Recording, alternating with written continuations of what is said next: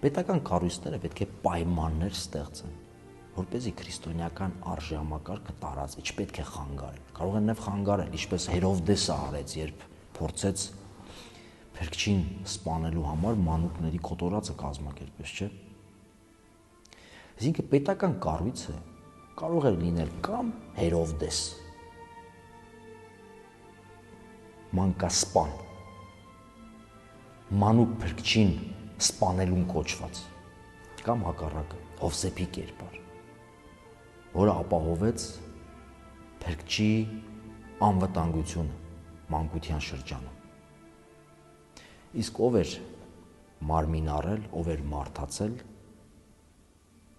Աստծո խոսք անձնավորված։ Ի սկզբանե էր բանը, եւ բանն էր առ Աստված, եւ բանն էր Աստված։ Հովանու ավետարանի արդեն առաջի գլուխը։ Եվ բանը մարմին եղև եւ բնակյաց իմ մեզ։